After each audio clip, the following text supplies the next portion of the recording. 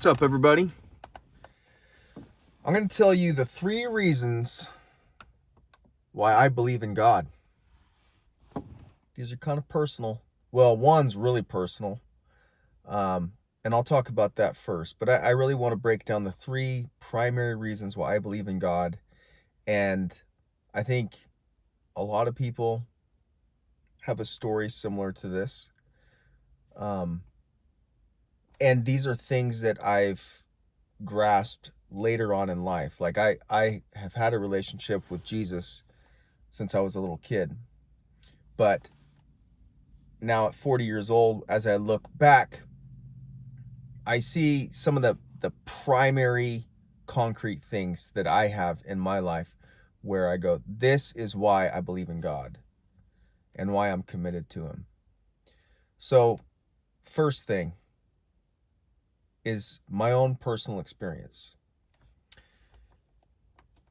As a Marine in Iraq in Ramadi of 2004, I was in a situation where me and my squad were out on the streets and we were ambushed by the enemy. There was 11 of us and estimated 60 to 70 insurgent enemy. And during that engagement, I got separated from the rest of my squad with a small team. And I had a few guys with me down the street from the remaining forces we had out there, and it was real bad. I ended up getting hit by a hand grenade from the enemy, along with one of my team members. And then we had another man in our squad who was shot and killed in front of us. And we were just completely overwhelmed by what was going on. It was overwhelming in the sense that I was a 21-year-old corporal and I had all these guys underneath my leadership. And the situation was rapidly unraveling. It was like that scene in Black Hawk Down where those guys are like separated from their squad and they're just like out with a machine gun, and it's like 2 guys and they're trying to link up with the rest of their crew and they didn't really know where they were at and they're just running around and shooting. It was kind of like that, and we were really in a Black Hawk Down kind of fight where our squad was cut off and the enemy, they continually tried to delay any help from arriving to us and like set those guys back and bog them down with setting fires and roadblocks and ambushes. And then the entire time they're pouring forces by the carload into to get us. We're essentially surrounded, and these guys just kept coming at us. And after I'd been hit by a grenade, and I'm like nauseous, wondering like, I hope I don't pass out. I've got to maintain leadership. And down to my last magazine, I believe, because we'd expended so much ammo, I told all my guys, right now, everybody needs to pray.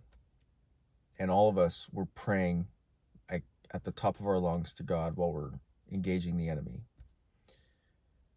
It was really the most terrified I've ever been in my life. And I believed that I was going to die. And we weren't going to leave our fallen buddy behind.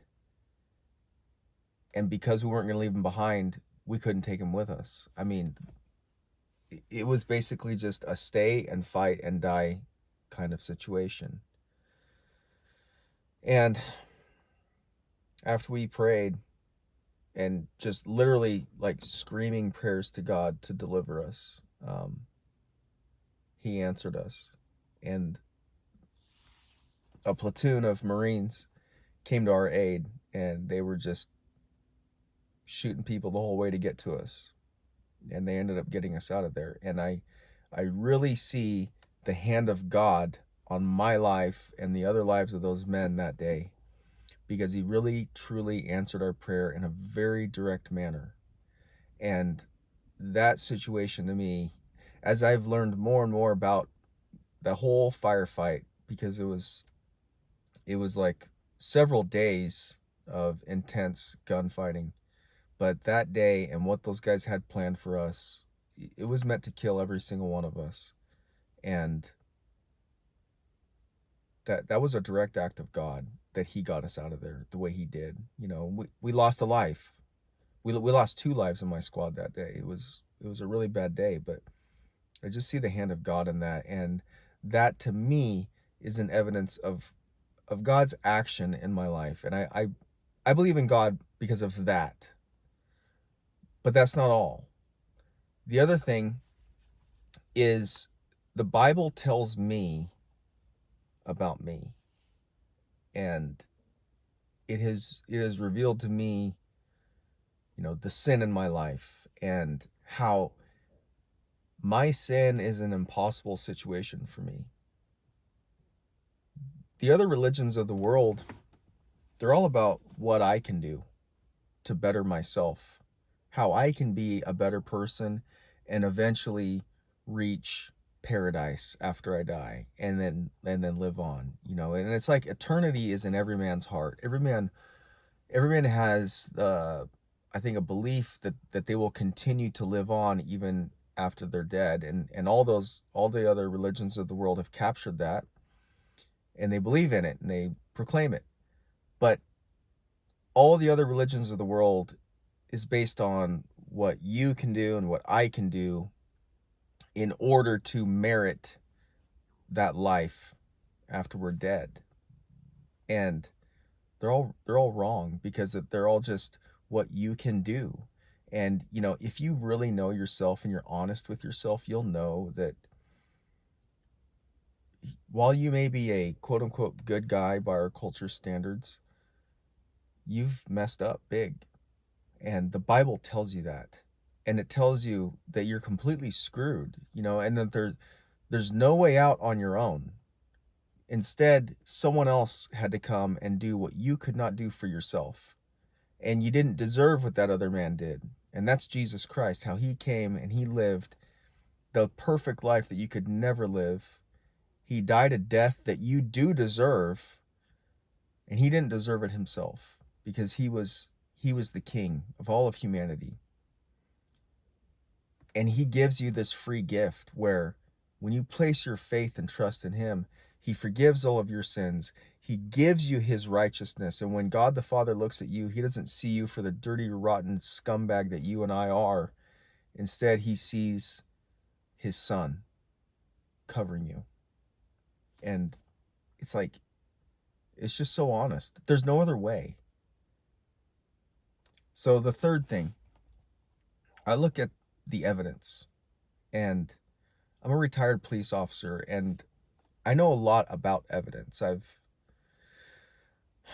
testified as an expert in numerous things on the witness stand, countless times in court. And I know what stands up credibly, and I know what doesn't stand up and has zero credibility. And one thing that I would say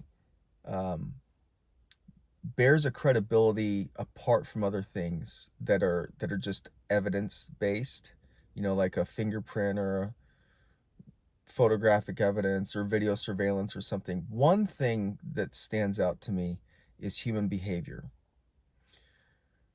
So, you can look at a lot of things in the Bible and you can match those things up and say, well, this is true because this happened.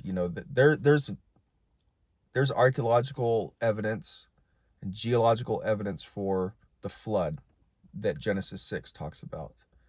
There's evidence of King David living and King Solomon living, and there's evidence of Jesus living, and there's evidence of the Tower of Babel and all these things. There's evidence of Sodom and Gomorrah getting wiped out by God, just like it says in the Bible. But the evidence of human behavior, to me, is much different. I hope you can't hear my stomach rumbling. It's early in the morning.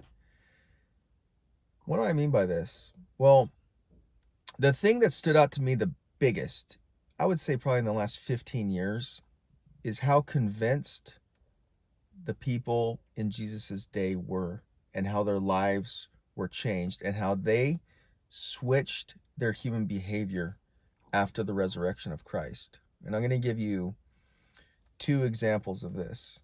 So the first one is, if you go back in your mind or in your Bible to the account of when Jesus was arrested in the Garden of Gethsemane, think to yourself, what happened? What did all those disciples do? Well, everybody took off running except for two guys, Peter and John.